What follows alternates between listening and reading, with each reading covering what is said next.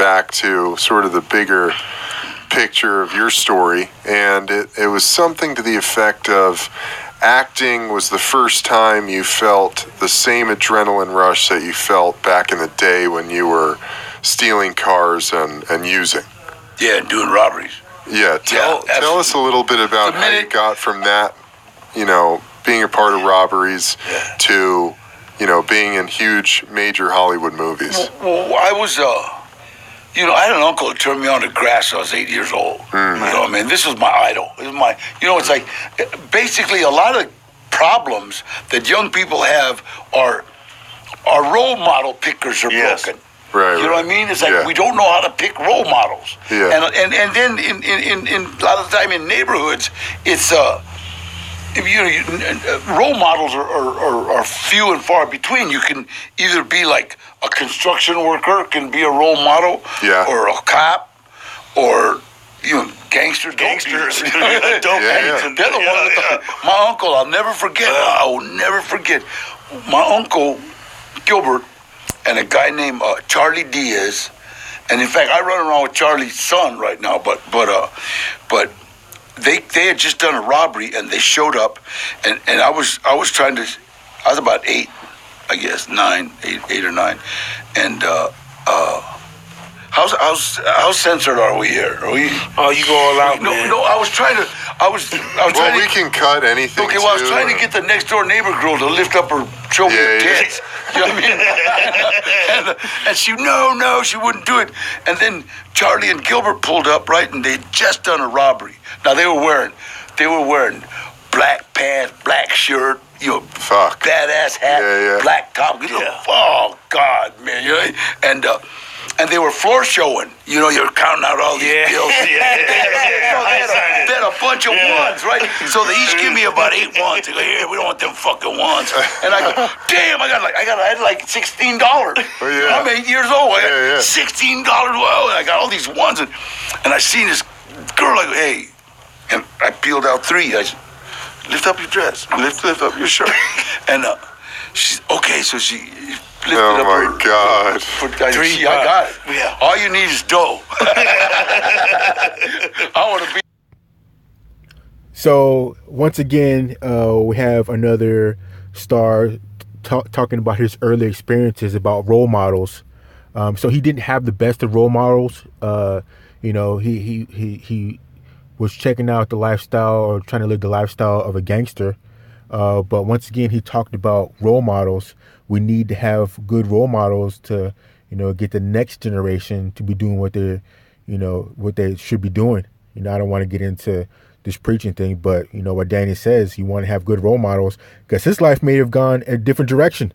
It just happened to work out good for him. But, he is right about those role models. We need more better productive role models for the kids.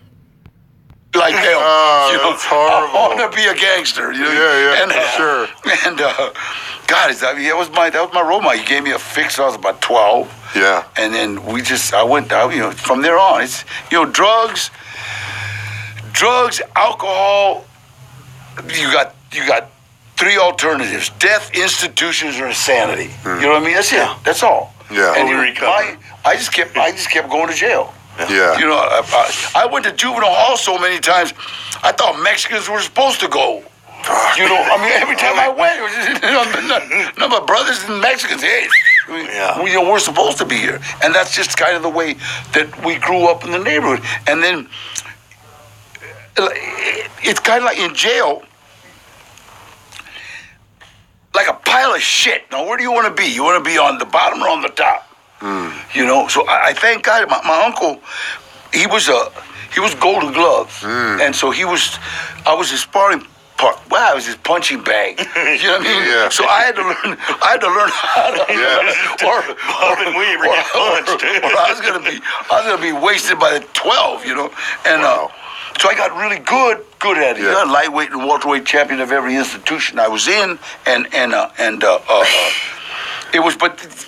Penitentiary fights are a little different. They're kind of like, I think that's where the MMA got its start. Because everything's legal. Boom, headbutts.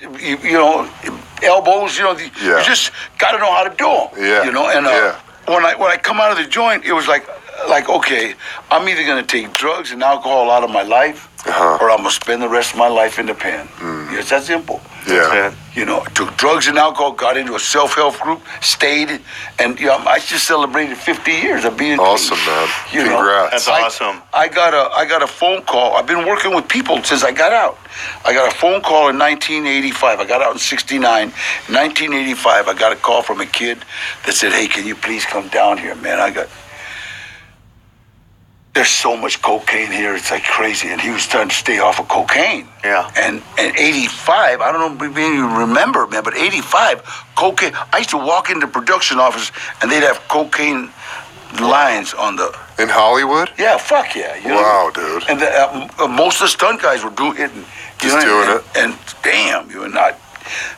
I had one cocaine run in 1962, and one good run, and let me tell you, that'll stop you. Yeah. Give me some heroin. Yeah. Yeah. No shit. And so we. So I'm loving the stories that Mr. Danny is telling, but you gotta look at Mike Tyson. It's like, Mike, this is your show. This is your podcast. You need to be engaged. You need to talk to your guest. You need to know a little bit of history on them. It's all the other guy talking to Danny and interviewing him and asking him questions. So I would just like to see Mike Tyson. I'm pretty sure, as the pod, he has more and more podcasts, he'll get more and more comfortable with talking to his guest and engaging them. And, probably smoking weed doesn't help, but, he needs to be a little bit more engaged with his guest, especially when he's familiar with the lifestyle. I went down to just hang out with this kid. Yeah. It was funny because I walked on the set. Oh, so he's on the movie? Yeah, he's on. I didn't know it. He told me. He gave me an address to a warehouse. I figured he was working in a warehouse. Yeah. I thought we were gonna sit outside when he comes out on break, smoke cigarettes, drink coffee. Then he's gonna go back inside. Everybody's gonna think we're gay. Yeah.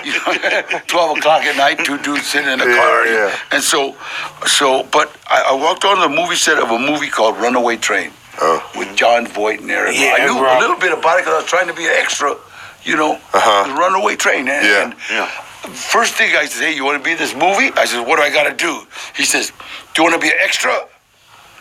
I said, "Extra what?" He says, "Can you act like a convict?" I'm thinking San Quentin, Folsom, Soledad, Vacaville. I'll give it a shot. I'll try. And I walked onto, they give me a blue pair of blue pants. I put them on, a blue shirt. I took off my shirt, and I got that big tattoo. Tats. That tattoo, that was done in the pen. Needle and thread. I'll never forget, the guy goes like this. He goes, "Wait. Does that's I thought, what fucking gang is that?" I thought it was a neighborhood. Fuck you, Pacoima. And he said, "Leave your shirt off." This other dude comes across and says, "You're Danny Trejo." "Yeah." He says, "I saw you win the lightweight and the welterweight title up in Quentin." Wow. I fought for the lightweight title. And then I fought for the welterweight title at the end. That was the main event, and I won both. And he says, "Danny, are you still fighting?"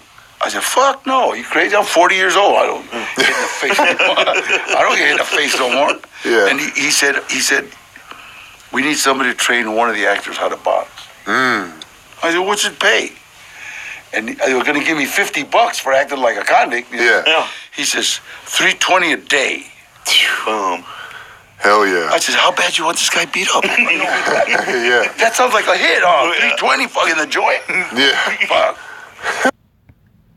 You see, look at Mike. It's like you got to look like you actually want to be there. You got to look like, you give a damn about your guests and what they're saying. You got to show a little bit more personality. Once again, I know he's probably high as hell, but you got to keep it together for at least a short time, or, the time that you're there with your guest. I'd have done it for another $50. Yeah. And I started training Eric Roberts. Oh, wow. How to box. Amazing. For Runaway Train. That's awesome. The director saw me and saw that I looked like, because they had they had another dude cast to fight Eric, but he looked like Antonio Banderas. So it looked like the battle of two queens. Yeah. Eric don't look like a queen, but yeah, for sure, man. But Eric's pretty. Yeah, for sure. No doubt, man. I used to tell Eric, I'll kiss you, Holmes. I'm telling you right now. Come on, Mike. He was Eric's a good guy. I know, he's beautiful. I met Amazing Mike. actor. I met the first time. I don't know if you remember. I met the first time with Eric. Oh, amazing. But so anyway, so I started training Eric, and Andrei Kozlowski, the director, saw that Eric would kind of listen to me. So he said, "You be in movie." I'll never forget that. You be in movie. You fight Eric in movie. And you be my friend. Well, if you got a prison background, you don't like that. You be my friend. You know what I mean? What does that entail? Fuck that. And then he leans over and he kisses me on one cheek, kisses me on the other cheek, and walks away.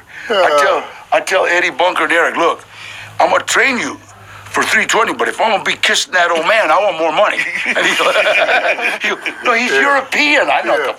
But so me and Eric became Eric became friends, and me and Andre became friends. But I met Mike. We were at the Arsenio Hall show, and Eric was there. And I'll never forget. I never sounded more like a little bitch in my life. No, wait, because they tell Eric, "Hey, Mike's here," and Eric goes, "Oh, yeah, tell Mike I want to see him." I said, "Eric, Mike's the heavyweight champ of the world. You don't call him like that, man." And then, no, we're friends. I didn't know they were friends. And then there's a knock on the door. I open the door. Wait. Mike Tyson! Almost peed. I swear to God, I hate to admit it. Holy moly. I used to always hang on Arsenio Hall show, too. You remember that, Mike? Big time, yeah.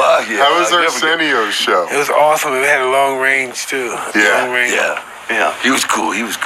That's awesome. That's funny. Any Eric Roberts?